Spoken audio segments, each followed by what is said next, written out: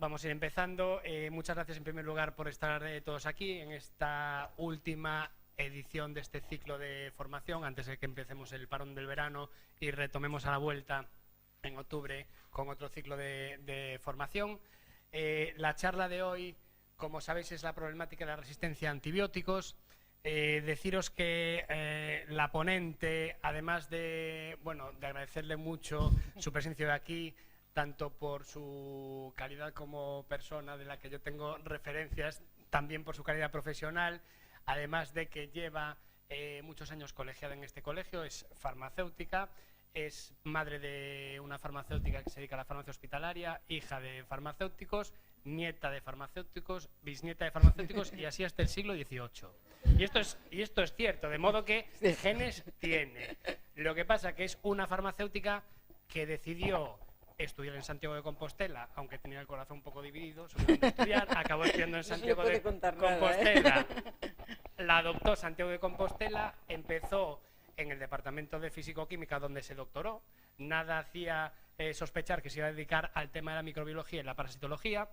Posteriormente fue profesora en el departamento de parasitología y luego ya sacó el número 1 en las oposiciones de análisis de microbiología, no solo una, sino 2 veces, cosa que también es importante decirlo, para luego ser jefa de sección y ahora mismo ser jefa del servicio de microbiología del Hospital Clínico Universitario de Santiago. De modo que es un currículum brillante, una persona con una capacidad de trabajo tremenda. No solo me lo han comentado gente muy cercana a mí, sino también algún colegiado que la conoce desde hace mucho tiempo, y además pues es responsable del laboratorio de referencia de micobacterias de Galicia. Ha colaborado en el proyecto mundial de resistencias de Mycobacterium tuberculosis, dirigido desde la Organización Mundial de la Salud, y ha hecho pues hasta la actualidad docencia en formación sanitaria especializada en la unidad docente de microbiología. Por tanto, una experta en la materia que hoy nos ocupa, en la problemática de las resistencias a antibióticos, que como conocéis es una problemática que está ahora mismo de candente actualidad, no por el mero hecho de que salga mucho en prensa, sino que nosotros como sanitarios lo llevamos mucho tiempo viviendo. Ella en especial conoce la problemática de cerca. Muchas veces nosotros desde la farmacia no somos conscientes de realmente el impacto que esto tiene en, por ejemplo, un paciente que está ingresado en un hospital donde sí que hay verdaderos problemas con respecto a las resistencias, que muchas veces a nosotros a nivel de farmacia comunitaria no nos llega, pero que bueno, deciros que hoy mismo se ha publicado el informe GIACRA España, hoy mismo, que es un informe en el que se apunta la relación positiva entre la capacidad de la cantidad de antibióticos usados en personas y animales y las resistencias que generan ambos, y también en alguna medida relaciona la cantidad de antibióticos utilizados en animales y las resistencias que provoca ello en las bacterias en humanos. De manera que este informe, que es publicado hoy, que forma parte del marco del Plan Nacional frente a la Resistencia de Antibióticos, pues es un informe que nos pone muy al día de la charla que nos ocupa. Deciros que, esto lo ha dicho Marisa, se investiga muy poco en el ámbito de los antibióticos, y esto es algo que ya todos conocemos. Dentro de unos años las resistencias a los antibióticos va a ser un problema muy grande, mucho mayor que otras patologías que ahora preocupan más, pero es un tema de que realmente no hay líneas de investigación en antibióticos, no hay lanzamientos de antibióticos nuevos, y las bacterias muchas veces van mucho más rápido en las resistencias que la ciencia. De manera que en este abordaje es vital utilizar bien el antibiótico adecuado para tratar una bacteria adecuada, utilizar el antibiótico de una manera razonable, y nosotros desde los diferentes niveles asistenciales, tanto en el hospital como incluso en las oficinas de farmacia, 4 pautas básicas que nos ha recordado María Luisa, como utilizar el tratamiento durante el tiempo adecuado, desechar el sobrante de los envases en la farmacia, recordar la posología a los pacientes y sobre todo cosas tan básicas como, por ejemplo, cuidar la higiene con el lavado de manos, que es algo súper sencillo. Fijaos qué recomendación tan tonta, pero que muchas veces ni la hacemos a un paciente que se lleva un antibiótico, y a lo mejor es una vía de evitar contagios a gente de su entorno e incluso evitar luego pues resistencias a la larga. De modo que, bueno, yo buceando un poquito, muy poquito, en el currículum de Marisa, a la que le agradezco mucho su presencia, he aprendido mucho solo con ver su currículum y leer un poquillo del tema. Como sabéis, hemos hecho una campaña nosotros poniendo en evidencia delante de la sociedad la sensibilidad que tenemos como colectivo con la resistencia a antibióticos, dando unos consejos muy básicos, pero bueno, seguro que la información que hoy nos dé Marisa con respecto a esta problemática va a ser mucho más provechosa que la campaña. De nuevo que bueno, os dejo con Marisa y bueno, espero que disfrutéis de esta charla. Gracias. Bueno, muchas gracias por invitarme a estar aquí, que entiendo es mi casa, aunque vengo poco. El que acaba de hablar es un amigo, como os podéis imaginar, no tengo que decirlo. Yo os voy a hablar, al final voy a insistir un poco en lo que ha dicho él, pero voy a intentar hablar un poquito de microbiología, porque yo entiendo que cuando uno entiende por qué se hacen las cosas, las interioriza de una forma que nos impactan más que leer continuamente. Hay muchas resistencias y hay muchas multiresistencias, ¿no? Lo primero, para hablar, yo creo que para hablar todos, lo importante es que sepamos todos de qué estamos hablando, y el lenguaje es una cosa muy importante. La palabra antibiótico significa, según la Real Academia Española, que es una sustancia química capaz de paralizar el desarrollo de ciertos, dice, microorganismos patógenos por su acción bacteriostática o de causarles la muerte por su acción bactericida, y que es producida por un ser vivo o fabricado por síntesis. Bueno, fijaros que pone microorganismo y patógeno. Realmente esto no es el concepto que vamos a usar para el antibiótico, porque microorganismo puede ser un virus, un hongo, y realmente el antibiótico, usado bien conceptualmente, se usa solo para matar o sobre las bacterias. Esto nos tiene que quedar muy claro esta tarde. Realmente la palabra antibacteriano es la que es similar, idéntica a antibiótico. Y curiosamente también la Real Academia hace estas cosas porque dice que actúa sobre los microorganismos patógenos. Ya quisiéramos. Actúa sobre todos los microorganismos, los patógenos y los que no son, indiferentemente. Bueno, el descubrimiento de la penicilina por Fleming en 1928 fue un hito en la medicina. Esto lo reconoce absolutamente todo el mundo. Las muertes por infecciones en la era pre-antibiótica eran muchísimas.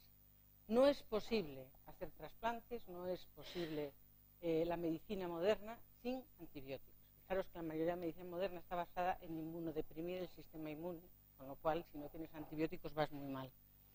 El antibiótico es el único grupo de fármacos que tiene una característica curiosa, iba a decir, pero que no solo tiene efecto sobre la persona que está tomando el antibiótico, sino que tiene un efecto sobre la población. Y además no solo eso, sino que afecta a nuestra ecología bacteriana, a la microbiota que nosotros tenemos en el intestino, también le afecta el antibiótico que estamos tomando, ¿de acuerdo? Tiene un efecto que se llama efecto ecológico. Como nosotros podemos transferir resistencias a la gente por lavar más las manos o por muchos motivos, yo entiendo que el uso de antibióticos tiene una responsabilidad social. No voy a dar una clase de farmacología. Hay muchas dianas de los antibióticos, hay muchos grupos de antibióticos, pero sí quiero deciros 4 cosas que son muy conceptuales. La primera es que en el año 2000 hasta el 2016, que aparecen estos inhibidores de beta-lactamasas, casi no hubo antibióticos nuevos en el mercado, ¿vale? Fijaros bien en las fechas. Ahora mismo tenemos estas 2 beta-lactámicos con inhibidores de beta-lactamasas que nos están ayudando mucho en el tratamiento de las cepas multiresistentes. Fijaros que las carbapenemas, son antibióticos de 1985 y que realmente han sido un hito en el tratamiento de las infecciones. Hemos curado muchísimos pacientes. Y ahora os pongo estos 2 para que os fijéis. Fosfomicina, 1969. Es el único antibiótico creado, fabricado y patentado por españoles. Y colistina, 1950. Pues creeros que son los 2 antibióticos que están salvando vidas en el año 2018. Estábamos hablando de efectos ecológicos. Nosotros damos antibióticos y, como os decía antes, no solo matan a las bacterias que están produciendo infecciones, sino que nos alteran la microbiota intestinal y dan lugar a la diarrea por Clostridium difficile cuando se dan terapias prolongadas con antibióticos como las fluocinolonas o la clindamicina. Encima, Clostridium difficile, que es como todas las bacterias, ha sido capaz de crear unos clones hipervirulentos, que en concreto el 027, que en Estados Unidos tienen brotes en los hospitales. Nosotros, gracias a Dios, hay algún aislado, pero no hemos tenido todavía brotes. Y deciros que esto es una enfermedad que se causa por el uso de antibióticos y que se trata con antibióticos. Se trata con vancomicina oral o con metronidazol. Pero pese a eso hay recurrencias. Tenemos un fármaco nuevo que se llama fidaxomicina, pero pese a eso estamos haciendo trasplante de heces, porque no hay manera de eliminar el Clostridium del intestino humano. Están haciendo trasplantes de heces, de hermanos, de familiares, con el mismo concepto que tenéis del trasplante hepático, del trasplante de órganos. Por cierto, con buenos resultados. En Madrid hay 2 hospitales que ya los están haciendo. Y bueno, como os digo, si nosotros tratamos con antibióticos muy potentes, como puede ser el imipenem, pues lo que estamos haciendo es que solo nos quedan aquellas bacterias que son muy resistentes a este antibiótico. Y lo que estamos teniendo en los hospitales son brotes por Stenotrophimona maltophilia, que es una bacteria resistente intrínsecamente al imipenem. Y por supuesto, todos sabéis que cuando se abusa de los antibióticos, pues aparecen las candidiasis. La resistencia bacteriana tiene un triángulo que afecta a toda la resistencia. Hay 3 polos. Uno es el paciente, y el paciente es distinto que sea un adulto que un niño, un inmunodeprimido o no, esté en su casa o esté en el hospital. Tenemos que saber si está infectado o está colonizado.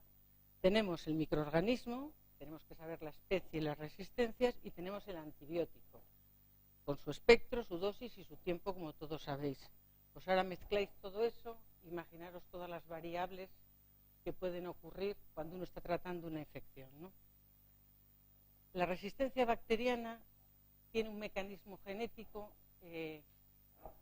Ayer me decían que esto nos iba a interesar, pero os tiene que interesar porque es interesantísimo. Tiene un mecanismo genético de forma que las resistencias pueden estar en el cromosoma bacteriano o en un plásmido que se transmite, que os acordaréis de la facultad, ¿no? Se transmite por plásmidos. Hay una cosa que nos tenemos que meter en la cabeza, que siempre echamos la culpa a los antibióticos. Las poblaciones bacterianas siempre tienen alguna cepa resistente, siempre. Las bacterias no necesitan ayuda humana para crear resistencias a los antibióticos. No sé si salió en el periódico, en el año 2009 descubrieron un poblado indígena en Brasil que nunca habían estado en contacto con el mundo moderno que conocemos nosotros, y los investigadores del CDC de Atlanta fueron y cogieron las heces y la mucosa oral de estos indígenas.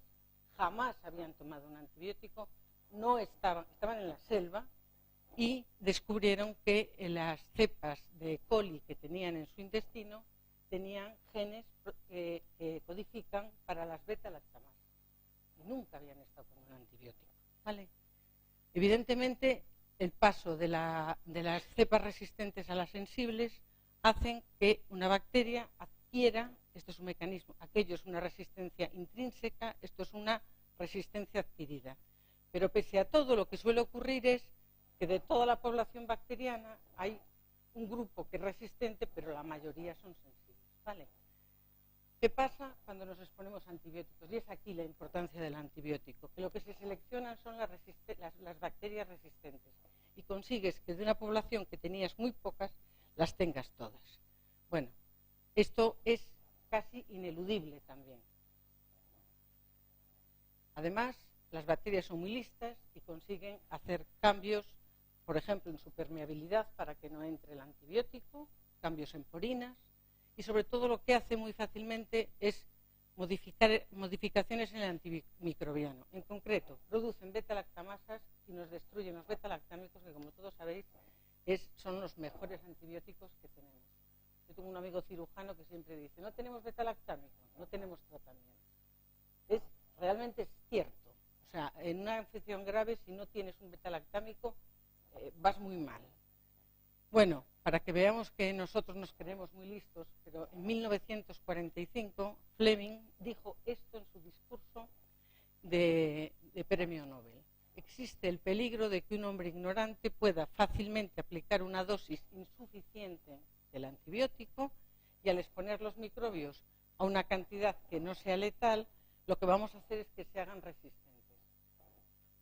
Bueno, era un señor muy listo, por eso le dieron el Nobel. ¿Por qué los microbiólogos testamos las resistencias a los antibióticos? Bueno, lo hacemos para dar tratamientos dirigidos a los pacientes, ¿vale? A cada uno el que mejor le vaya. Lo hacemos también para monitorizar la resistencia bacteriana del área donde trabajamos. No podemos movernos con números de Estados Unidos, ni de Francia, ni de ningún sitio. Tenemos que movernos con los números que tengamos en nuestra área sanitaria. También, si sabemos nuestras resistencias, cuando vayamos a poner un tratamiento empírico, acertaremos mucho más que si no sabemos qué bacterias nos están rodeando. ¿Cómo lo hacemos? Bueno, pues hay muchos sistemas. El fundamental es el antibiograma, pero ahora mismo se están empezando a desarrollar técnicas rápidas. Es muy importante en clínica no solo saber qué antibiótico tenemos que darle al paciente, sino hacerlo rápido. Hay enfermedades pues, como la sepsis o la meningitis que necesitamos saberlo en horas. No podemos esperar 24 horas a tener un antibiograma. Bueno, deciros que aunque la gente piensa que los microbiólogos nosotros ponemos los puntos de corte, nosotros lo que hacemos es hacer los puntos de corte microbiológicos. Es decir, lo que hacemos es enfrentar a la bacteria con el antibiótico. Pero después hay que tener en cuenta el punto de corte farmacocinético y farmacodinámico, porque depende de qué tipo de antibiótico sea y qué metabolismo tenga ese antibiótico, cómo voy a decirle yo al clínico si es resistente o no. Y además hay que tener unos resultados clínicos que se llaman puntos de corte clínico, porque están basados en ensayos clínicos. Es decir, cuando un microbiólogo dice que algo, bueno, esto es para que vieseis un poco cómo hacemos las CMIs, que ahora se hacen de forma muy fácil, porque esto es una pseudomona. Lo que ponemos es una tira de nitrocelulosa que tiene un gradiente de concentraciones, como veis, de 0,16 a 256, y cuando crece la bacteria, nuestra CMI, la cantidad que inhibe el crecimiento de las bacterias en condiciones estandarizadas es esta. Este sería 0,5 de CMI. Fijaros qué cosa más simple. Pues la persona que diseñó esto se jubiló, vendió la patente, era un microbiólogo muy listo, también sueco. Los que no somos tan listos seguimos trabajando. Lo que enviamos nosotros a los clínicos es este tipo de informes, donde ponemos el antibiótico, la bacteria y si es sensible o resistente, y con esto hacemos una predicción de lo que va a ocurrir con el paciente. Solo os voy a comentar el tema de la posición intermedia. Casi todo en la vida no es blanco y negro, todo tiene grises y todo tiene matices. Entonces, sabemos muy bien cuando una cepa es sensible y cuando es resistente. Tiene una CMI muy baja o muy alta. Pero cuando la CMI está intermedia y necesitamos el antibiótico y no tenemos otro, podemos hacer una especie de artilugios, digo yo. Uno es que si sabemos que el antibiótico se concentra, por ejemplo, en la orina, yo puedo usar un antibiótico que tenga una CMI intermedia porque va a ir bien. Otra posibilidad es subir la dosis del antibiótico. Yo estoy muy justa de CMI, pero le subo la dosis. Esto se puede hacer fácil con los carbapenémicos, por ejemplo. Y otro tema es aquellos antibióticos que tienen mucha facilidad para hacer mutantes, como es la Pseudomonas aeruginosa. Entonces lo que hacemos cuando tenemos una CMI intermedia es añadirle un segundo antibiótico que tenga sinergia con ese antibiótico. Así que así vamos saltando un poquito y podemos usar los antibióticos que están en esa zona gris que os comentaba. Bueno, no me voy a extender, pero sí deciros que gracias a Dios la microbiología evoluciona mucho y que ahora, en lugar de tener que esperar a que crezca la bacteria, la enfrente a ese antibiograma, espero otras 24 horas para leer eso que os he enseñado. Ahora, como conocemos bien algunos de los genes de resistencia, lo que hacemos son técnicas rápidas de detección de genes concretos. Esto, por ejemplo, es una PCR en tiempo real de detección de carbapenemasas. Entonces, salté ahí todo. Ahí. Entonces, si la curva es plana, quiere decir que no existe esa carbapenemasa, y si la curva tiene una asíntota, quiere decir que tiene la carbapenemasa correspondiente al fluorocromo que estamos usando. Esto se hace en 2 horas y tiene muchísima importancia en los brotes hospitalarios, porque cuando entra un paciente con una cepa multiresistente tenemos que aislarlo. Tenemos que decir en poco tiempo si tiene o no tiene tiene esta cepa, y también en los pacientes que están graves. Este tema de la detección de genes de resistencia, que se le está dando mucho valor, es también muy importante en todas las bacterias que crecen mal a los microbiólogos, porque a veces no conseguimos tener crecimiento. El Helicobacter pylori, que todos sabéis que produce úlceras de estómago, es uno de estos, y sobre todo pues, el bacilo tuberculoso. Bueno, a mí el bacilo tuberculoso me gusta mucho, le he dedicado mucho tiempo de mi vida. Hicimos este trabajo en Galicia hace unos años, y para ver si haciendo solo los genes de resistencia éramos capaces de predecir si era sensible a isoniazida y a rifampicina, que es el tratamiento de elección, ¿vale? Y lo que descubrimos fue que en nuestra área la rifampicina funciona muy bien, pero cuando queríamos ver la isoniazida nos encontrábamos que había un 37% de cepas que eran resistentes, pero que no éramos capaces de amplificar el gen de resistencia, ¿vale? Con lo cual serían falsos negativos de la técnica, que nos viene muy mal.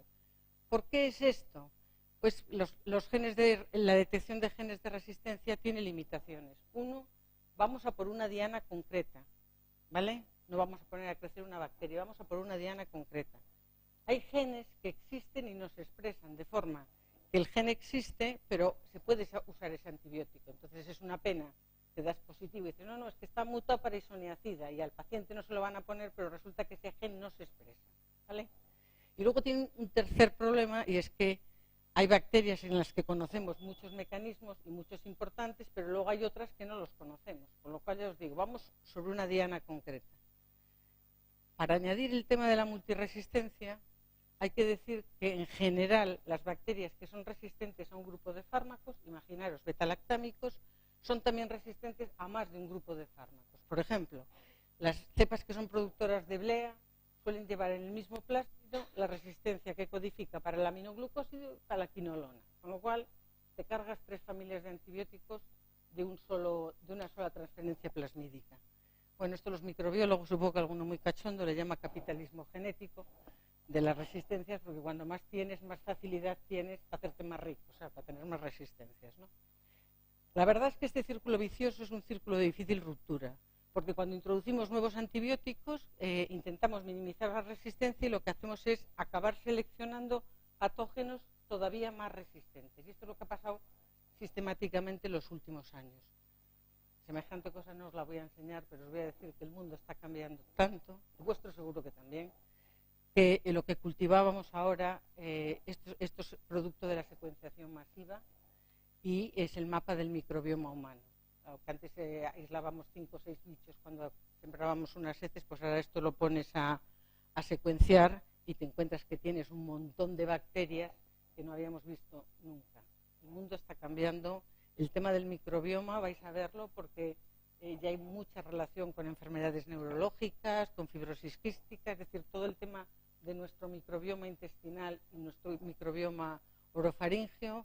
Os podría contar pues una batalla, por ejemplo, del microbioma vaginal, pues cuando se hace fertilización in vitro, por ejemplo, se está descubriendo que depende qué bacterias tenga la mujer a la que le vas a hacer la fertilización in vitro, tiene más posibilidades o ninguna posibilidad de que la fertilización vaya bien. ¿Cómo se propaga? Pues esto es lo que nos ponen a todos en los periódicos, ¿lo veis? Vuelvo para atrás.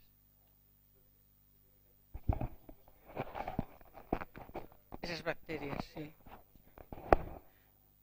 No, a ver, no sabíamos, estamos descubriendo muchas bacterias, hemos ampliado mucho, y luego el problema que teníamos es que no sabíamos qué importancia, es que si me meto en esto os morís, pero para que os hagáis una idea, tenemos millones de bacterias, pero fíjate, es que es curiosísimo. En el intestino realmente solo hay 4 filum, o sea, solo hay casi 4 posibilidades de combinaciones de millones de bacterias, que resulta absolutamente fascinante. O sea, es increíble que suceda esto, ¿no? Esto es ahora mismo lo que a donde vamos a ir, ¿eh? Nosotros estamos empezando a hacer secuenciación masiva ahora mismo, pero bueno, hay gente que ya la hace tal. Bueno, ¿cómo se propaga la resistencia? Bueno, os lo han comentado antes, los animales en todos los países del mundo hasta hace muy poquito, todos los piensos llevaban kilos de antibióticos, kilos. Evidentemente, si eso pasa al agua y con eso riegas la verdura y tal, pues bueno, pues ahí tienes todas las posibilidades de mantener cepas resistentes. En la comunidad, aunque no os lo creáis, y os voy a poner un ejemplo ahora, porque todo el mundo piensa que somos los hospitales los que generamos las cepas multiresistentes, pero hay constancia de que muchas se generan en atención primaria, ¿vale? O sea que no hay que echarle toda la culpa al hospital. Atención primaria genera sus resistencias porque efectivamente se están dando antibióticos, se están dando exceso de antibióticos. Los hospitales, evidentemente, para que voy a decir nada, es un ecosistema pequeño, los pacientes están inmunodeprimidos. Os puedo decir que cuando un paciente entra en un hospital, automáticamente en 48 horas ha cambiado su flora orofaringea. Es decir, el ecosistema funciona. Y decir que todos viajamos, a todos nos encanta viajar, y la verdad que a veces somos un poco inconscientes.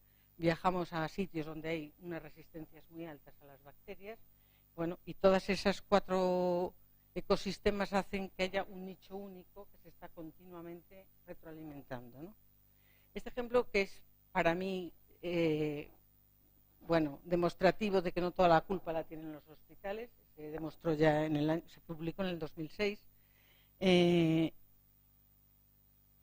las infecciones de orina de la comunidad lo que había era un coli con una blea que era una CTX, igual como se llamen, pero bueno, eso es lo que había. Y en nuestros hospitales lo que teníamos era una Klebsiella con otras 2 bleas distintas totalmente. En 3 años ya teníamos la CTX en el hospital y del coli a la Klebsiella y el Enterobacter, y a la inversa. Es decir, pueden hacer o mutar algo en primaria o en el hospital. Y lo que está claro es que al final lo que hay es un intercambio entre las dos. Yo creo que esto es una obviedad, que esto es un problema de salud pública, que nunca se ha pensado que la resistencia sea un problema de salud pública, y que como consecuencia de esta dispersión de bleas que tuvimos, y nos cargamos las cefalosporinas de 3ª generación, empezamos a usar los carbapenémicos porque los teníamos y era 1985.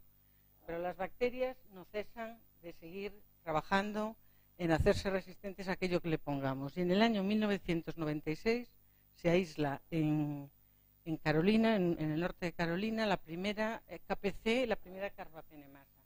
Cierto es que tardó en distribuirse por el mundo, lo leímos ahí en los papers estos, una nueva cepa resistente y tal, pero bueno, todo es cuestión de años, porque ya veis que en el 2008 ya la tenían en Sudamérica y en el 2007 la teníamos ya en Grecia y de allí se nos dispersó.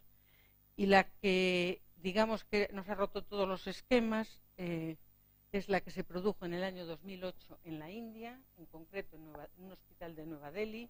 De hecho, se llama NDM por las iniciales de Nueva Delhi. Y esta es una cepa resistente prácticamente a todos los antibióticos, menos a colistina, un poco a tigeciclina y algo a fosfomicina. En el primer hospital que apareció esta cepa, os puedo decir que el hospital se cerró. Era un hospital privado de Nueva Delhi y además era un hospital de alto nivel y tuvieron que cerrarlo, limpiarlo. Se dispersó por todo el mundo.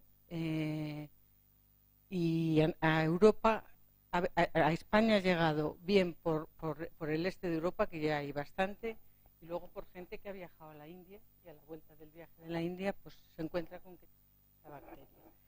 Bueno, esto para deciros que nosotros la primera carbapenemasa que vimos en el hospital de Santiago de Compostela fue en el año 2006, y que cuando uno encuentra una cosa de estas tiene que demostrar si es que tiene una resistencia nueva o que tiene un brote. Y este es el tipo de estudios que hacemos nosotros, son estudios moleculares y simplemente es un estudio de PCR, pero lo que tenéis que ver es si las bandas son iguales o distintas. Esta cepa 7-8 es idéntica, como veis, y esta 9-10 también. Eso quiere decir que se han contagiado los pacientes. Sin embargo, la mayoría de las cepas eran distintas, es decir, se estaba produciendo una cepa nueva resistente. ¿Qué relevancia clínica tiene la resistencia a antibióticos? Pues por supuesto que tenemos brotes en los hospitales, que tenemos fracasos terapéuticos y clínicos y que tenemos un aumento de la morbimortalidad. Se mueren más pacientes y además las enfermedades duran más. Tenemos fallos en la profilaxis antibiótica cuando vamos a hacer cirugías porque leemos que tenemos cepas resistentes, se prolongan los días de hospitalización mucho y aumentan los costes hospitalarios. Este, por ejemplo, es un brote que tuvimos en nuestro hospital en la UCI, que veis que son todas idénticas. Esto fue un brote que tuvimos por Acinetobacter que realmente nos costó 2 meses de trabajo. Lo pasamos muy mal todos. Bueno, ¿cuál es el estado de la cuestión en cuanto a la relación de antibióticos? Primero, el consumo de antibióticos, que esto nos toca a todos. Os lo acaban de decir. En España se consumen más antibióticos que en ningún otro país de lo que llamamos civilizados. Esto es un corte que se hizo del 2000 y desde 2015. En el 2000 Francia usaba muchísimos antibióticos seguidos de Nueva Zelanda y de España. Francia se puso las pilas. En el 2015 ya no era un país, habían bajado las DDDs bastante. En España subieron de 34 a 40. Es la ratio más alta de los países que se supone que son países civilizados. Yo lo de civilización, bueno, lo de la civilización. Bueno, en nuestro hospital, en los hospitales españoles, el 45% de los pacientes que están ingresados están tomando un antibiótico en España. Fijaros en qué color estamos, ¿verdad? Mirad Francia, menos del 30, o Alemania, el que queráis, con el que queráis compararos. Hasta el 50% de los antibióticos están puestos de forma inadecuada. Tenemos muchos efectos adversos y tenemos un problema que luego vamos a ver cómo lo estamos solucionando, y es que todas las especialidades médicas pautan antibióticos. Y esto es muy difícil porque un traumatólogo es un señor que ya tiene bastante con saber lo que tiene que hacer cuando se le infecta algo, tenga que saber también de multiresistencias y de antibióticos. Decir que en Europa, por si no lo sabéis, hay un ECDC. Cuando vemos las películas americanas hay un CDC en Atlanta, que cuando ves en estas películas del virus y del ébola y tal, pues decir que en Europa, desde que la Comunidad Europea se puso las pilas, hay un ECDC europeo, está en Estocolmo, y es un centro de mucho nivel. Hacen estudios de vigilancia de toda Europa, de todas las bacterias resistentes, los hacen bianualmente, y esto que veis aquí, por ejemplo, aquí arriba, es la resistencia del coli a las quinolonas. Los colores, como os podéis indicar, son porcentajes de resistencia, y cuando está en ese rojo está entre el 25 y el 30%. Fijaros que mirar con quién nos tenemos que comparar, porque claro, no nos vamos a comparar con Grecia o no deberíamos compararnos, ¿no? Sin desmerecer a nadie, ¿no? La Klebsiella pneumoniae, productora de bleas, pues está en esta situación también.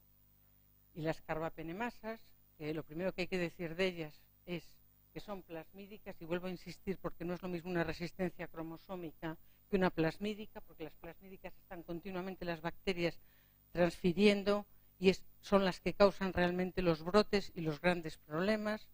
Pues como veis aquí tienen 3 grandes grupos, ABC, que ya os hablé antes de ellas. España tiene aproximadamente un 5%. Y lo peor de España es que estamos subiendo, más que el número, que no es bajo. Lo peor es que la tendencia de momento es al alza, ¿no? En España ya están descritas todos los tipos de carbapenemasas que hay descritas, unas en forma de brotes y otras dispersando regionalmente. La más abundante es la OXA48, y la suerte es de que es un poquito más sensible que las otras. Cuando tenemos un paciente con una carbapenemasa, podemos llegar a no tener antibióticos para tratarlos, ¿vale? Estiramos el carbapenémico si la CMI es igual a 8, como os dije antes, haciendo perfusión extendida y aumentando la dosis, pero muchas veces solo tenemos colistina, digeciclina, que no se elimina, por ejemplo, no es válido para hacer infecciones urinarias, fosfomicina, que es un antibiótico que en principio solo vale para la infección de orina. Ahora se está haciendo estudios de fosfomicina en infección sistémica, y la ceftazidima y Bactam, que os comentaba antes, pero que para la carbapenemasa NDM no vale. Bueno, este es un informe que ha hecho la Sociedad Española de Microbiología Clínica. Un poco ahora os contaré, el plan ya comentó él, pero hay muchos papeles encima de la mesa y no hay un duro puesto para el programa de resistencias a antibióticos, ¿vale? la Sociedad Española de Microbiología, que está muy enfadada, decidió hacer este corte con el cual colaboramos. Está hecho por 90 hospitales españoles. Es una semana del 12 al 18 de marzo de este año. Y para ver la mortalidad a un mes después del diagnóstico de multiresistencia. Y lo que se han encontrado es que tenemos una mortalidad del 19,6% al mes del diagnóstico de una cepa multirresistente. Es altísima. Luego han hecho esta exportación de datos que, para que salieran en los periódicos, pero bueno, yo creo que también es que hay que vender algo, pero esto es los datos que hemos obtenido en una semana, ¿cómo serían si son todas las semanas del año, ¿no? Bueno, serían 35.000 personas que mueren. A mí me parece que la extrapolación es un poco dura, pero bueno, es la realidad.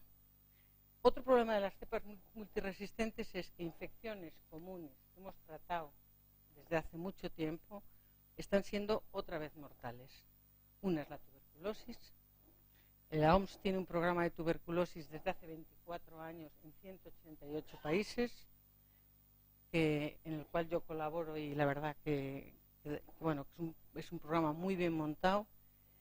Deciros que en el año 2016 se estimaba que había 10 millones de tuberculosis en el mundo. Le contaba antes a Héctor que el día que yo le dije a mi madre que iba a investigar en tuberculosis, me dijo, ¿cómo vas a hacer eso si ya no existe?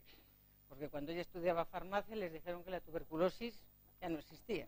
Bueno, la pobre está en el otro barrio, pero si oyese esto, 10 millones de personas, 2016, ¿eh? Bueno, la incidencia de multiresistentes, que son resistentes a isoniazida y a rifampicina y de muy difícil tratamiento, 600.000 casos.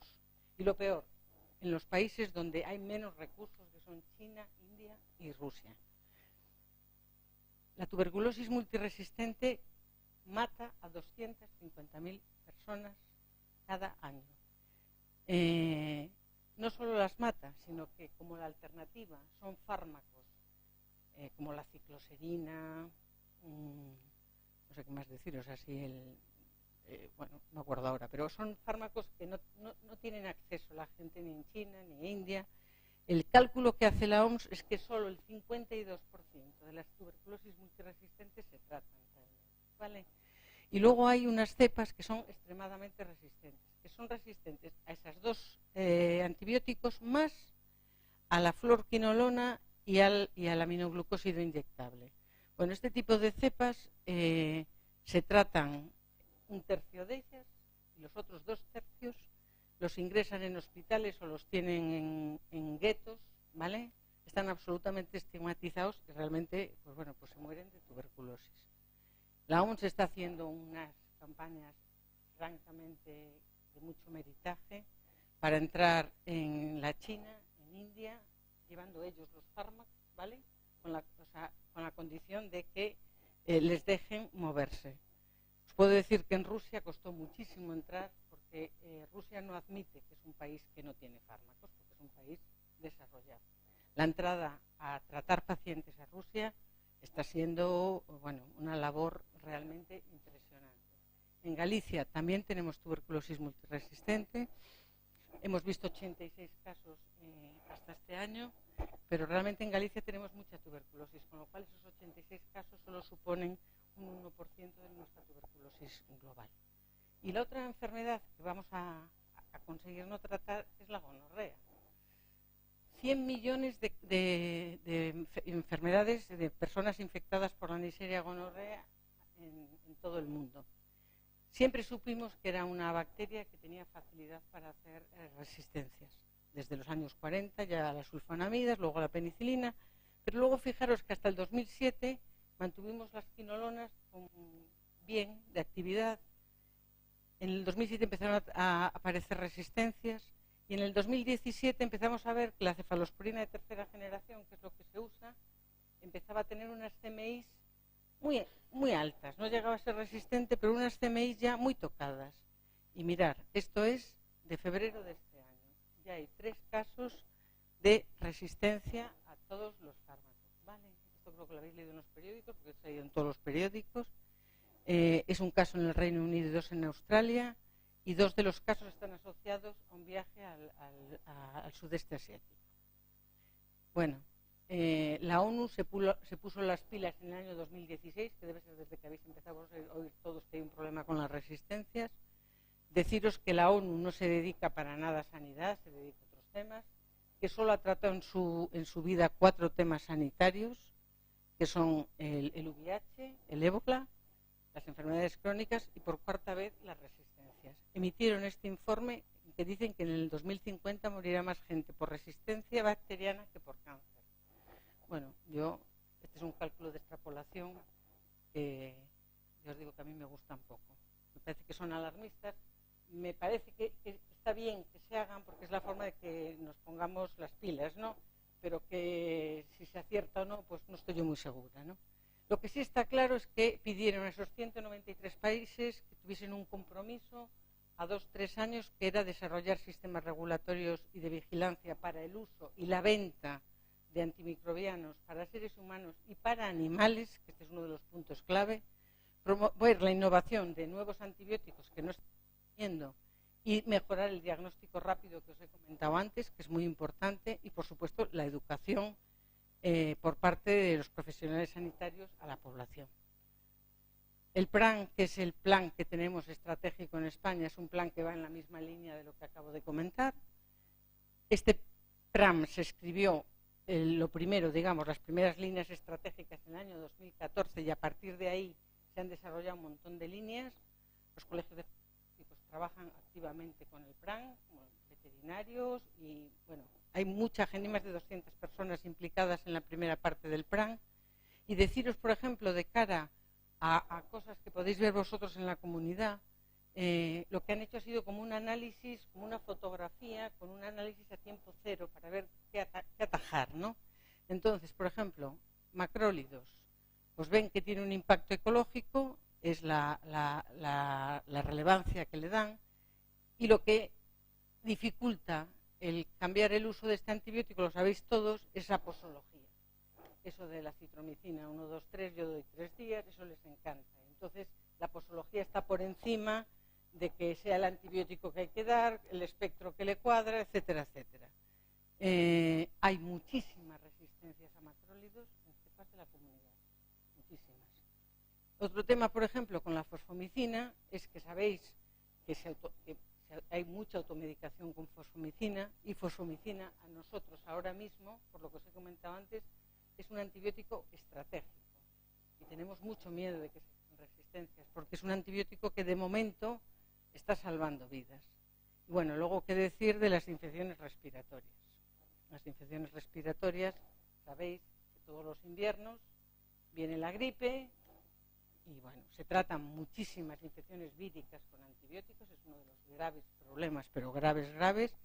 También hay que decir, en defensa de quien los pauta, que a veces es muy difícil hacer un diagnóstico microbiológico y es muy difícil separar la infección vírica de la bacteriana. Y el miedo, en este caso, es un poco libre. Y otro tema es la infección urinaria, sobre todo de las personas mayores, que cada vez son más en Galicia, porque en la infección urinaria hay automedicación y además hay una cosa que es la bacteriuria asintomática. El paciente no tiene ningún síntoma, no tiene fiebre, no tiene disuria, no tiene nada, pero le piden un cultivo de orina y le da positivo. Por alguna razón que no entiendo, porque a veces lo que nos da ganas de no hacer los cultivos, lo tratan. Las bacteriurias asintomáticas en las personas mayores son normales y no hay que tratarlas. Hay que tratarlas embarazadas. El problema de la veterinaria, nos tenemos que meter en la cabeza, igual que antes que decíamos que había un nicho único, hay una sola salud, y las bacterias son unas para todos, ¿no? En este plan lo que se va a priorizar en veterinaria son aquellos microorganismos que pueden ser para los humanos, ¿vale? Lo primero que se ha hecho también es reducir la colistina, que dicen reducir, pero en muchos países de Europa ya la han prohibido totalmente, ¿vale? Porque es otro antibiótico que es estratégico en el uso de las multiresistencias. En España se ha reducido mucho, pero aún así pues, yo encontré esto, que es que 42 empresas de porcino se habían adherido para reducir el consumo, pero reducir el consumo. Hay países que ya están en no se use, ¿eh? No voy a decir lo que hay que pelear con cosas importantes, porque en Estados Unidos, por ejemplo, en el año 2000 ya vieron que en sus aves tenían Campylobacter resistente a fluoroquinolonas, y hasta que consiguieron eliminarlo, pues pasaron, no sé si 5, 6 o 7 años. Porque tribunales y estas cosas. En Estados Unidos, el 70% de los antibióticos que se producen se usan en alimentación animal. Bueno, estamos un poco negros, pero nunca choveo con escampara, que decís los gallegos, ¿no? ¿Qué tenemos para solucionar o para controlar esto que estamos plantificando? Primero, las vacunas. Se están haciendo vacunas frente a las bacterias, ¿vale? Las vacunas antiestafilococo las llevan usando los traumatólogos ya tiempo, que se trata de, antes de empezar con una cirugía muy complicada, pues ponerle esta vacuna, porque lo más posible que se coja es un estafilococo. De momento no funcionan bien, actualmente se están desarrollando para bacilos gram negativos, pero bueno, es una línea de investigación importante. Otra son los anticuerpos monoclonales. Estoy leyendo todo el día que en el cáncer los anticuerpos monoclonales están marcando distancias, ¿no? En la enfermedad infecciosa también hay muchos trabajos, pero yo creo que esta línea es muy compleja, porque tú fabricas un anticuerpo monoclonal frente a E. coli, pero tú tienes el E. coli que te produce la infección y el E. coli que tienes en tu intestino y que es microbiota normal, como os he dicho. Entonces, distinguir este tipo de cosas desde el punto de vista de un anticuerpo monoclonal, bueno, está en fase muy precoz y yo creo que la gente no es muy optimista. Otro tema es la terapia fágica. Esta es, para los microbiólogos es una cosa preciosísima y se están haciendo muchos avances. ¿Por qué no matamos las bacterias con virus en lugar de matarlas con antibióticos? Esto ya se hizo antes de que tuviésemos los antibióticos, ¿vale? Entonces, los bacteriófagos o fagos son virus que invaden la célula bacteriana, la lisan y matan la bacteria. Y, por supuesto, son unos virus que no actúan a nivel de célula humana. Entonces, es una importante alternativa, por lo menos teórica, a las resistencias bacterianas. Y os puedo decir que en los países del este hay mucha tradición. En la Unión Soviética, antes de que cayese, ayer me dijeron que no era Unión Soviética, yo no sé si es Rusia, Unión Soviética ahora o cómo se llama, pero antes de que cayese había mucho microbiólogo y mucha ciencia sobre los fagos, mucha. En Polonia tratan algunas de las infecciones multiresistentes de forma tópica u oral y tienen buenos resultados, ¿vale? Y bueno, en Estados Unidos hay muchos estudios de biodisponibilidad del fago. Ahora ya se sabe que quizá un fago solo no, un grupo de fagos mezclados. Aquí en Coruña tenéis un equipo de investigación muy importante en fagos, en el SUAC. Hay un grupo de microbiólogos que están trabajando en este tema. Y bueno, lo deseable sería tener nuevos antimicrobianos potentes, con nuevas dianas, que no tuviesen resistencias cruzadas con los que tenemos.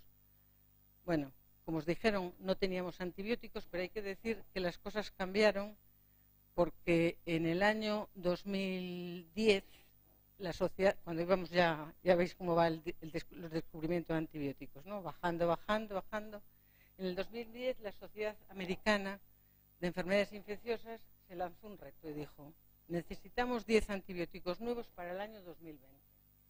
Bueno, pusieron mucho dinero y pusieron a andar a las farmacéuticas y llegaron a unos acuerdos y antes de decir lo que se está haciendo, deciros que la Organización Mundial de la Salud nunca tuvo el tema de resistencias como prioritario, sí tuvo temas como malaria, tuberculosis, pero en el año 2017 ha hecho el primer estudio de vigilancia epidemiológica desde la Organización Mundial de la Salud con 22 países y lo que ha hecho la OMS, que parece, bueno, a mí me parece una lógica aplastante, es decir, yo no quiero 10 nuevos antibióticos, quiero 10 nuevos antibióticos, quiero unos antibióticos que me solucionen los problemas que yo tengo.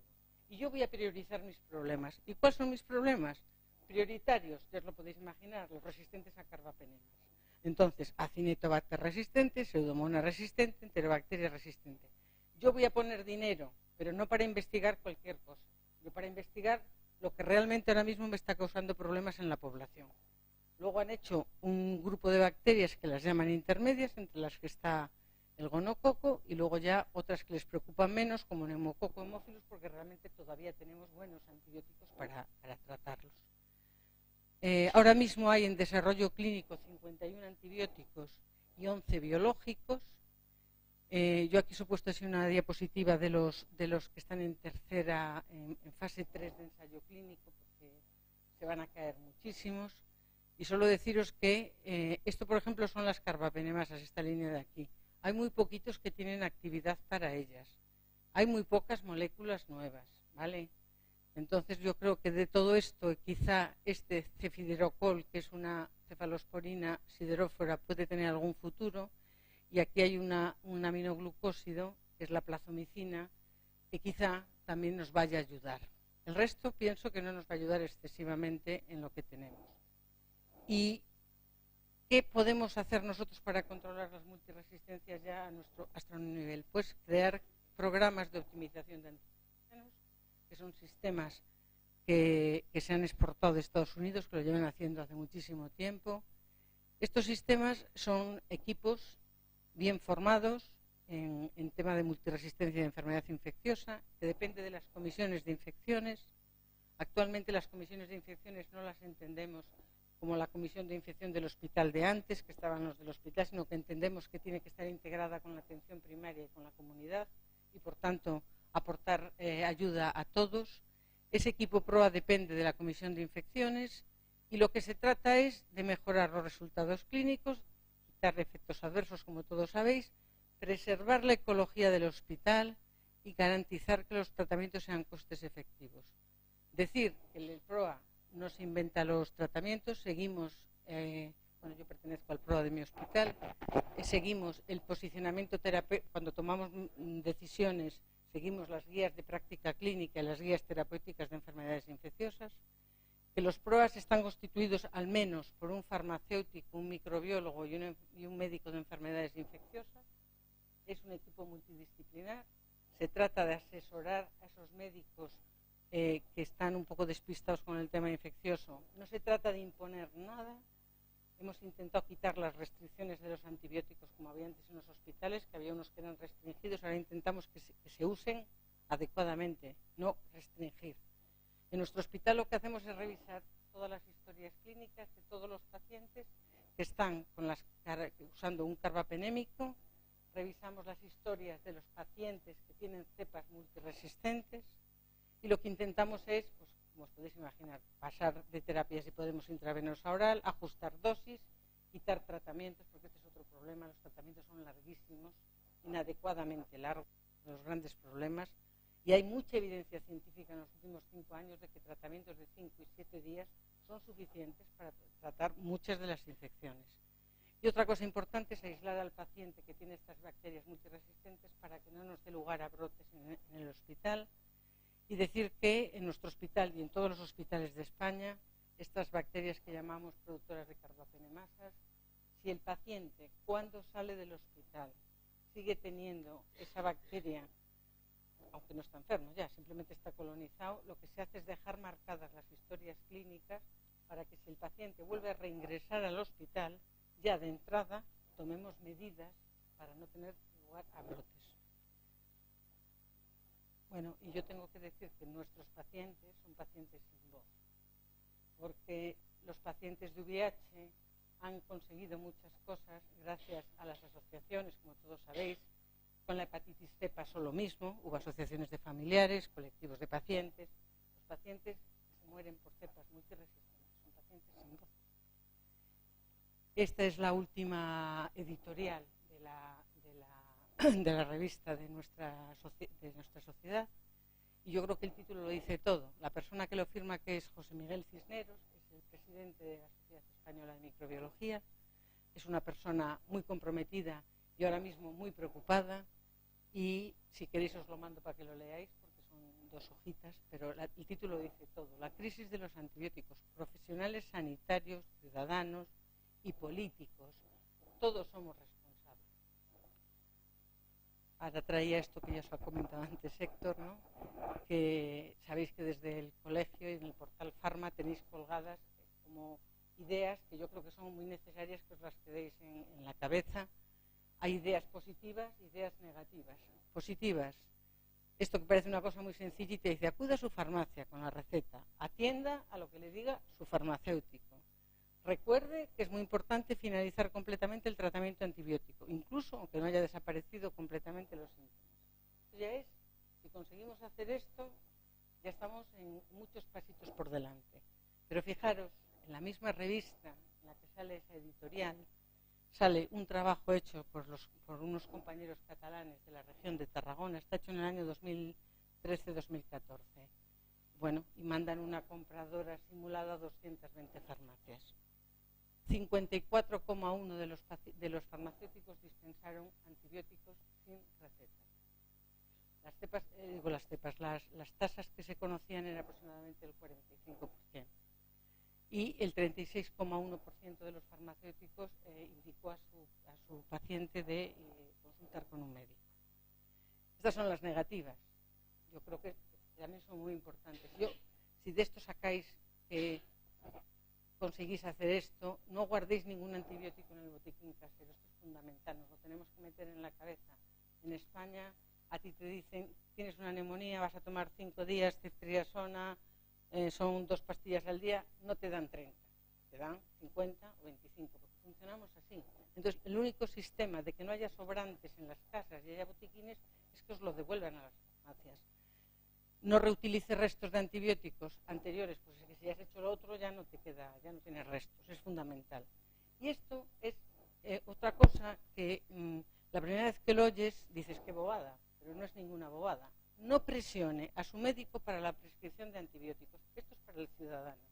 Porque los médicos de familia se sienten muy presionados, sobre todo cuando hay niños, ¿no? Y no me das un antibiótico. Y esta presión ellos realmente la sufren. Los países nórdicos lo han solucionado con un tema que se llama prescripción derivada. Y esto consiste en que el médico, cuando ya ve que él no tiene claro que es una infección bacteriana y tal, le da la receta al paciente.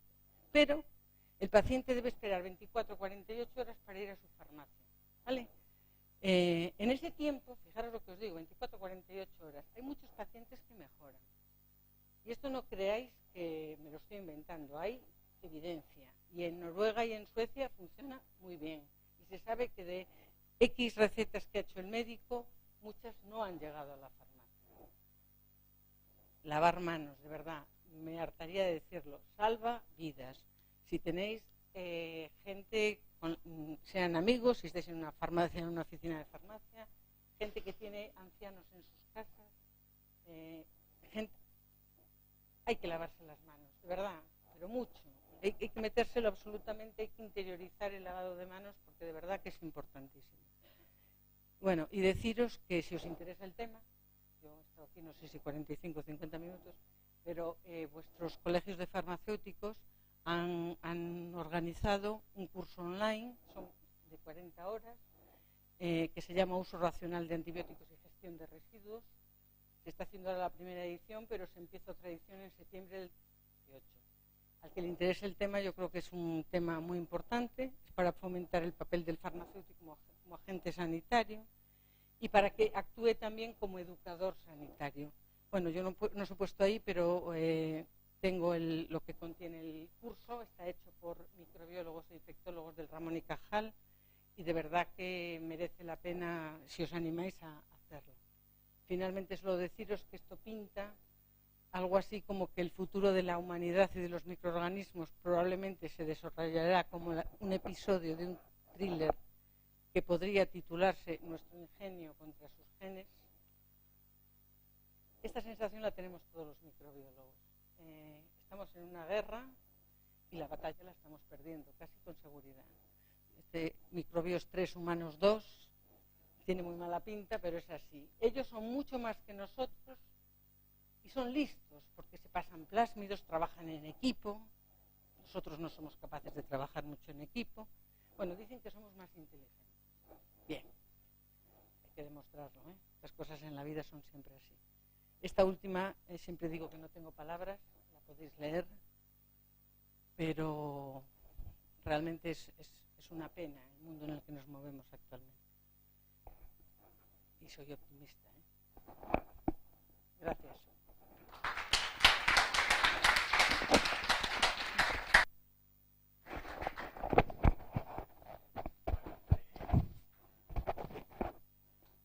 veis, yo creo que las expectativas que teníamos con respecto a este tema y a la ponente, yo creo que las ha superado con creces, desde luego las que yo tenía, temas además que no se tratan tanto en la oficina de farmacia, que no somos tan conscientes, como por ejemplo el uso de los fagos, los anticuerpos monoclonales, vacunas incluso que se estén valorando, pero también ponernos un poco los pies en la tierra con respecto a todo lo que se está haciendo e incluso la problemática de países que no tienen accesos a todos estos fármacos, que creo esta última diapositiva, y que son también un nicho de resistencias, pero que también son un problema que hay que abordar de alguna manera. Aquí nosotros tenemos a María Luisa, sino tenemos también a una persona que ha trabajado mucho, Carlos, por precisamente el acceso a esos países de medicamentos en las condiciones mínimas para garantizar un poco pues una sanidad básica. Carlos estuvo trabajando mucho tiempo en Farmacéuticos Mundi, que como sabéis es nuestra ONG, la de los farmacéuticos, y bueno, hay muchísimo trabajo por hacer ahí. Esto es un problema global, un problema de toda la sociedad, un problema de los sanitarios, un problema de los políticos, un problema de todos. Y hay que abordarlo, y yo creo que esa sensibilidad de las propias Naciones Unidas, demostrando también que esto representa una problemática y no solo se aborda desde un único punto de vista, pues nos pone un poco los pies en la tierra. Si os parece, ahora abrimos un turno de preguntas. Si tenéis alguna duda, aprovechamos. Con respecto a la charla, yo tengo, y la voy a hacer, pero os doy a vosotros. No, pues a ver, dentro del PROA, por ejemplo, que has comentado, Marisa, yo me consta que los PROA son muy activos a nivel de los hospitales. Hay un farmacéutico de la farmacia hospitalaria, un microbiólogo, un médico de infecciosas, pero ¿qué papel, por ejemplo, podría jugar? Porque tú has comentado que es una combinación de hospitales y la atención primaria. Desde, por ejemplo, la atención primaria y un poquito trascendiendo las fronteras de la organización Sergas, contando con la oficina de farmacia también, ¿cómo podría aportar o de qué manera podría intervenir o participar de una manera más activa los farmacéuticos de las oficinas de farmacia en un PROA, por ejemplo? ¿De qué manera podríamos abordar eso? Bueno, a ver, yo creo que bueno, la primaria yo tengo claro que nosotros estamos un poco atrasados porque tenemos poco... Bueno, aquí todo el problema es de dinero, ¿eh? A ver, es de dinero y de mal uso de... usar, a ver, lo que os estamos diciendo ahora de que le pidáis a la gente que os devuelva lo que quede de los fármacos, bueno, esto os preguntaría a vosotros, ¿lo veis fácil? ¿Sí? No. No, claro. Vamos a ver. Bueno, voy a contestarle a él porque yo tengo mucho interés en esto, porque a mí me va la vida en que hagáis esto, ¿eh? O sea, yo estoy aquí de forma, iba a decir, desinteresada, nada. Tengo mucho interés en que colaboréis con la resistencia a los antibióticos, porque me parece, y lo hemos dicho, que los farmacéuticos tienen que involucrarse, sí o sí, porque yo no voy a llegar a los pacientes que llegáis vosotros, jamás. El PROA en atención primaria hay sitios que ya lo tienen desarrollado, ¿eh? Andalucía es la comunidad autónoma que tiene un mayor desarrollo de PROA, lo tienen muy bien montado, os puedo decir que son líderes a nivel, tienen publicaciones a nivel americano, y ellos lo tienen montado todo un poco como, a ver, os explico, ¿cómo se dice?, por conferencia. Un pediatra está viendo un niño y no sabe si tiene una infección vírica o una bacteriana, no sabe si le va a poner antibióticos o no. Entonces lo que tienen es gente que está, como el 061, que está en un sitio, siempre localizados, a los que se les puede llamar y decir, oye, mira, me está pasando esto, o voy a decirle al paciente que venga mañana, y mientras tanto yo hablo con un especialista, y entonces actuamos así. De forma que ellos han conseguido bajar muchísimo el uso de antibióticos. Andalucía lo ha bajado mucho y además han bajado las resistencias, y todo está basado en equipos muy grandes, muy grandes. Yo creo que desde el punto de vista de la farmacia, metiéndonos en la cabeza que el antibiótico se debe usar bien, las tres medidas que yo he dicho me parecen fundamentales. Bueno, una, quien prescribe es el médico, y eso nos lo tenemos que meter en la cabeza. Yo soy farmacéutico y tengo conocimientos, pero yo creo que hay que meterse en la cabeza que la prescripción, que la automedicación y que el farmacéutico de un antibiótico sin prescripción médica, de verdad, que os tenéis que meter en la cabeza que es para llevaros a la cárcel. No se puede hacer eso, no lo podéis hacer, no es un analgésico. Ya os lo he dicho antes, es un fármaco que tiene muchos efectos colaterales. No se pueden dar antibióticos en receta, eso ya es una ayuda fundamental. Yo creo que el no administrarse en receta y conseguir que os devuelvan todos los restos de los tratamientos antibióticos serían 2 logros para los farmacéuticos y para toda la creación de resistencias a nivel de atención primaria. Porque ese segundo puesto que os ponía yo, que era atención primaria, de, bueno, es que el médico receta mucho tal, el médico receta, yo me automedico, el otro le pasa no sé qué, vosotros conocéis a vuestros pacientes. Yo siempre digo que el caso más típico es la infección urinaria, ¿no? Vosotros conocéis a vuestros, iba a decir, clientes, pacientes, entonces te viene una señora que la conoces, que sabes que tiene infecciones de orina de repetición y que si tú no le das esa fosfomicina, lo más normal es que la vayas a mandar a urgencias, lo cual es una faena importante, ¿no? Porque yo veo las limitaciones de esto, o sea, lo predico porque creo que hay que decirlo, pero bueno, yo vivo en este mundo, entonces sé que esto pasa. Si yo voy a ver un farmacéutico que me conoce y no me va a dar una fosfomicina, ¿no? Y dices, hombre, ¿qué pasa? Que de esto saltamos a otras cosas que no tienen nada que ver. La resistencia a los macrólidos, por ejemplo, la mayoría ha sido mucho provocada por automedicación de infecciones de oído, de otitis, de faringitis y dadas sin conocimiento, ¿no? Entonces yo creo que el papel del farmacéutico es ser realmente profesional con la dispensación de los antibióticos. Eso no quiere decir que los casos que estamos comentando, pues, y después el tema de que os devuelvan los fármacos. Es importantísimo que no haya botiquines con antibióticos en las casas españolas, de verdad. Porque a la siguiente que le pasa cualquier cosa al niño, pues es que tiran de que tengo en casa lo que sea. ¿Mm? Sí. ¿Mm?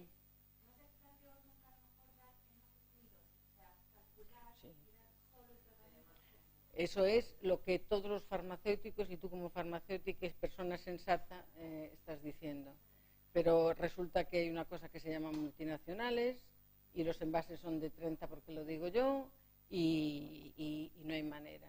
Yo creo que, yo estoy contigo, yo creo que si la cosa fuera más... Estamos involucrando al ciudadano en que nos devuelva una cosa, con lo cual le tienes que convencer. Yo creo que a vosotros os he podido convencer, pero no creo que... O sea, yo creo que este punto es clave y es muy difícil.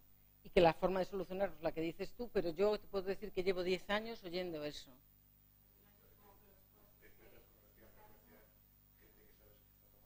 Sí.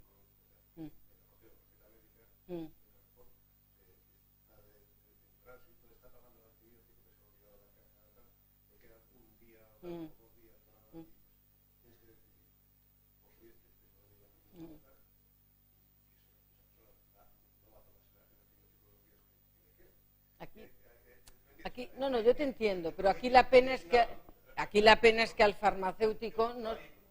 Yo te doy toda la razón. Aquí el problema es que el farmacéutico, que es un profesional y que tiene su trayectoria y sus conocimientos, es que en ese caso es casi el que te da la gana de decir ¿cuánto te queda por tomar? 4 comprimidos, te doy los 4. Eso sería lo razonable, pero la legislación, o sea, estamos peleando contra una cosa y nos favorece muy poco el entorno realmente, ¿no? Tenemos otra pregunta por aquí.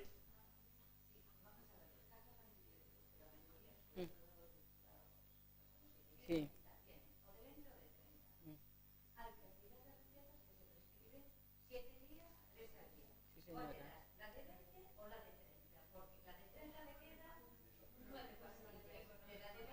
Bueno, yo espero que como hay mucha, tienes toda la razón, yo espero que como hay mucha evidencia de que los tratamientos cortos curan, y me estáis hablando de pacientes que tienen infecciones en la comunidad, yo creo que vamos a ir al tratamiento de 5 días, en la mayoría de las patologías, que no sean recurrentes ni crónicas, es a lo que se va. Entonces yo espero que este tema se ajuste de otra manera, ¿no? No solo es pelear con vosotros, es que también hay que pelear con los médicos, porque también podían pensar en... O sea, tú dices, ¿qué puede hacer el farmacéutico? Yo os digo lo que puede hacer, pero yo sé que tienes muchas A ver, yo no entiendo por qué un farmacéutico con la formación que tiene no puede darle en un tratamiento de una infección 25 comprimidos a alguien. A mí me cuesta mucho pensar, ¿no? Tengo que vender la caja, no sé por qué, ¿no? Y luego le voy a pedir al tal que me devuelva, ¿no?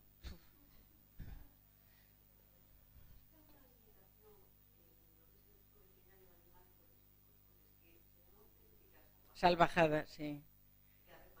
No, bueno, yo lo digo porque tuve un perro hace 20 años y se infectó y me dieron unas cápsulas. Cuando fui a mirar lo que tenían, tenía mezclado un aminoglucósido.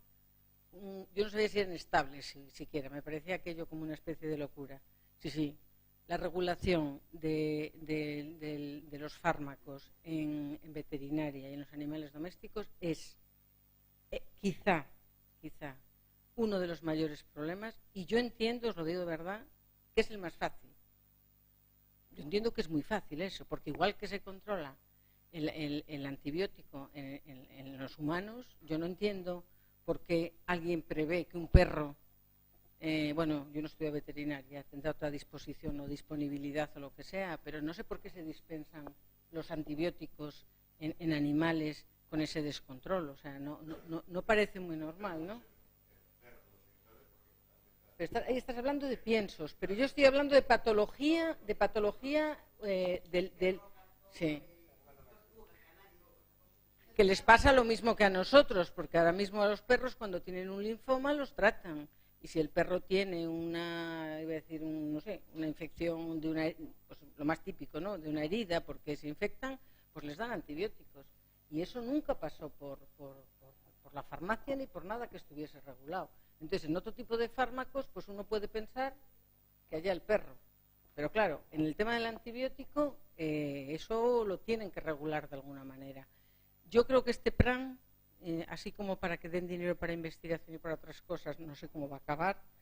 Sí creo que en el tema de la veterinaria, que ya han empezado y que están bajando, porque además es más fácil controlar, por ejemplo, en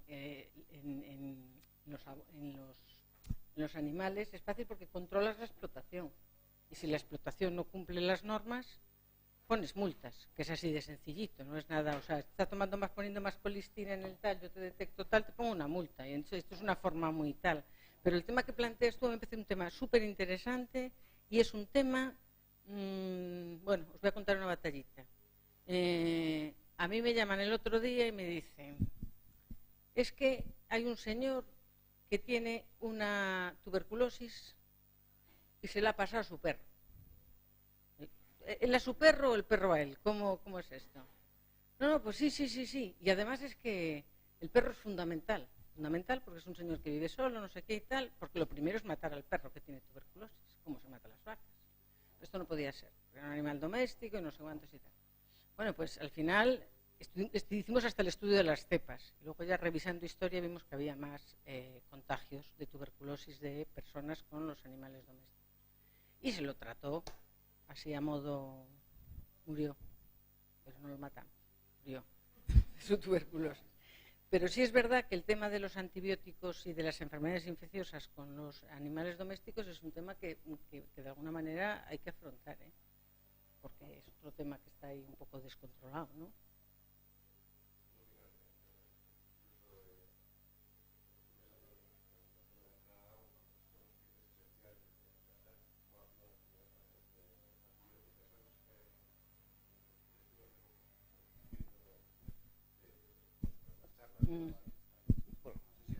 Bueno, no, yo creo que me escucháis. No sé si conocéis de la Casa Planarón el tema de aceites esenciales. Hablaban, se veía unas placas Petri con halos de inhibición comparando la acción de ciertos aceites esenciales versus antibióticos y tal, y con halos de inhibición pues tan sí, seguro. Entonces, con la historia de que nosotros esto, en teoría, en la farmacia podemos dispensarlo, ¿no? sin receta médica. Entonces, que a veces para apoyar la acción de tal, pero no, una persona que no está, ¿me entiendes? A ver, hay muchas sustancias, en la atmósfera, en la Tierra, que tienen poderes bactericidas. el ajo negro, que igual si sois cocinitas alguno lo tenéis, el ajo negro, yo no sé si os habéis fijado, vosotros tenéis un ajo normal en vuestra casa y se pone verde como las naranjas y viene un moho y no sé qué. El ajo negro no se pone así, ¿por qué? Porque tiene un poder antifúngico importante y además se puede demostrar en el laboratorio. Tú pones un aspergillus y pones el ajo negro y tiene acción. A ver, yo creo que no hay que confundir una cosa con la otra y hay muchos productos naturales que tienen acción antibacterias, antihongos y antital, pero ya usarlas para terapéutica.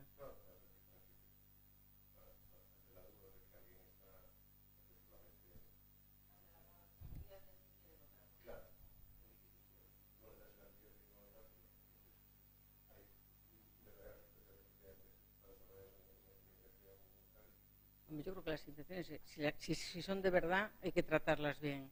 Y si no son, no son. Y si pueden ser, que es el tercer camino, uno tiene que tener esa espera. Eso que decíamos de los noruegos de 24, 48 horas.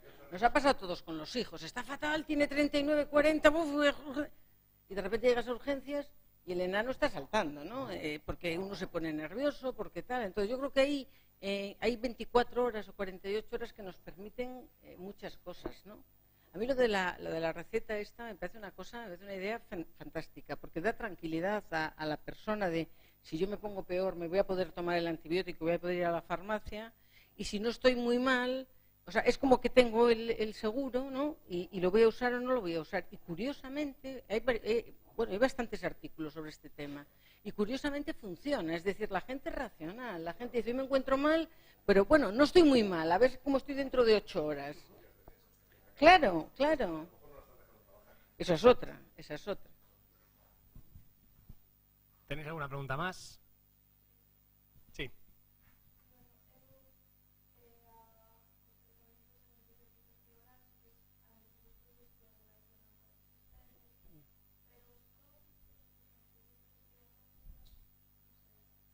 Bueno, pues efectivamente es distinto poner un antibiótico tópico que poner un antibiótico oral. De todas maneras, a ver, si lo que me estás preguntando es si hay unos estudios que tengan una relación directa del antibiótico tópico con la creación de resistencias, yo ahora mismo no lo recuerdo. Pero lo que sí me parece, a ver, yo daría mucho más tranquila siempre un antibiótico tópico que un antibiótico oral o parenteral o no digamos tal, ¿no? Pero, bueno, tampoco son muy eficientes a veces, ¿eh? Entonces, cuando tú tienes una infección a nivel cutáneo, por ejemplo, o más profunda, si realmente tienes una infección, ten en cuenta que en cuanto pasa la dermis, esto puede ser una cosa importante. Entonces, un antibiótico tópico tampoco vas a acabar teniendo que dar un oral, ¿no? Pero bueno, evidentemente lo puedes dar con más tranquilidad, ¿no?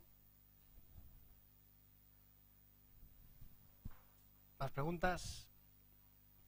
Bueno, yo creo que con lo que hemos hablado aquí ahora en esta parte de preguntas y estas 4 cosas tan básicas que nos ha dicho Marisa sobre receta médica, recordar al paciente que devuelva el sobrante de antibióticos, recordarle durante el tiempo que tiene que cumplir el tratamiento. Yo estoy seguro que Chus Vigo, que es el responsable del Centro de Información del Medicamento que tenemos aquí, ha tomado buena nota para enviar algo muy sencillo a las farmacias, porque independientemente de que nosotros tengamos un papel fundamental porque llegamos a todo el mundo y muchas veces desde el hospital o desde la propia primaria no se llega a todo el mundo. Nosotros tenemos al paciente que necesita un antibiótico, pero también al que no lo necesita y a lo mejor lo va a demandar. De modo que hay que hacer un cambio cultural desde los propios médicos a nivel de la duración de las prescripciones, la adecuación de la industria a los envases, el que sean sensibles también al uso de un medicamento o de un antibiótico, a la demanda del propio antibiótico, y nosotros tenemos un papel fundamental con todas estas cuestiones que nos ha puesto encima de la mesa Marisa, y que haremos un resumen desde el Centro de Información de Medicamento para enviar a las farmacias de 4 cosas muy básicas, y empezaremos a trabajar, insisto de todos modos, que contéis también con los farmacéuticos de todos los niveles asistenciales, hospital, primaria, pero también propuestas que se nos con la ocurren oficina, ideas. propuestas para un papel activo de la oficina de farmacia en todas estas cuestiones, porque el informe, o bueno, el estudio que se hizo en Tarragona, por suerte es en Tarragona y nos queda allí. Pero a mí no me gustaría que fuese más cerca, porque a lo mejor también nosotros tenemos un dato que tendríamos que darnos que pensar, más que nada porque somos profesionales sanitarios y tenemos una responsabilidad y muy grande, y muy grande, ya no con respecto a la medicación en general, sino con los antibióticos en particular, porque desde luego la sociedad tiene que hacer un cambio en la demanda y en el uso de estos medicamentos. Y es una responsabilidad básicamente nuestra el que haya ese cambio cultural. De modo que desde aquí os animo a que contéis con la farmacia de todos los niveles. Con hospital lo hacéis, con primaria también lo tenéis muy cerca, pero con la oficina de farmacia se nos ocurrirá algo. Trabajar de manera colaborativa es la manera de conseguir un cambio a todos los niveles, porque aunque cambie un nivel o dos, si no colaboramos todos juntos, no vamos a hacer que la sociedad tenga una visión diferente. Cuando hicimos la campaña de antibióticos dimos unos consejos básicos, pero hoy nos has dado otros en los que también podemos incidir. Enviaremos una circular desde el CIM seguro. Quiero recordaros también que esta charla que nos ha dado hoy Marisa, pero la presentación, porque vi que algunos estabais intentando sacar fotos y iba muy rápido y había mucha información, está colgada en la página web del colegio. Vale, hay una zona en la parte privada que es la documentación de los cursos y ahí podéis descargaros todas las presentaciones que se dan en las charlas, además de que podéis verlo, por supuesto, a través del canal de YouTube, la repetición de las charlas que tenemos colgadas en abierto, como ya sabéis. El curso del Consejo, por ejemplo, de uso racional del medicamento y gestión de residuos, es un curso gratuito a que se accede a través de Portal Pharma. No hagáis como yo, que me apunté y al final no me da la vida para llegar a los exámenes, porque estoy inscrito en ese curso y ya creo que pasó el plazo del último examen, o si no estamos ahí, ya pasó, ¿verdad? Pues nada, hay una segunda edición. Se accede por Portal Pharma, no hay un acceso desde el colegio, porque en Portal Pharma utiliza unas claves diferentes. Si no tenéis vuestras claves de Portal Pharma, las solicitáis aquí en Secretaría y accedéis. Es un curso gratuito, es un curso acreditado y es un curso muy interesante, es un curso duro. De ciencia. Duro. Sí, es un curso de ciencia. Yo no lo he hecho, pero he visto quién nos lo va a dar y los microbiólogos son duros. Yo fui haciendo módulos hasta donde pude y os digo que solo las discusiones que había en el foro del curso, ya en discusiones, cuestionando la respuesta a las preguntas y poniendo en duda cosas que, bueno, que nos hace un poco decir, yo la farma igual me la tengo que repasar un poquillo. Yo seguro, porque soy ahora mismo el que menos sabe de los que estamos aquí, seguro. Pero bueno, como tenemos al colegio, tenemos al Centro de Información del Medicamento y tenemos a ponentes como Marisa para ponernos un poco y refrescarnos todos estos conocimientos, te agradezco mucho, Marisa, la charla que nos has dado y el refresco.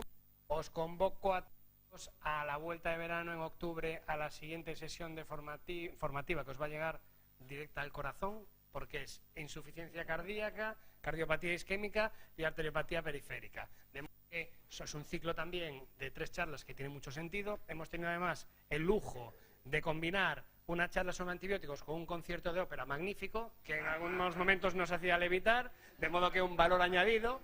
Esta mujer no suele estar aquí, pero hoy le ha dado por venir. Así que nada, bueno, empezaros al siguiente curso. Muchas gracias, Marisa, y muchas gracias a todos por vuestra asistencia. Gracias.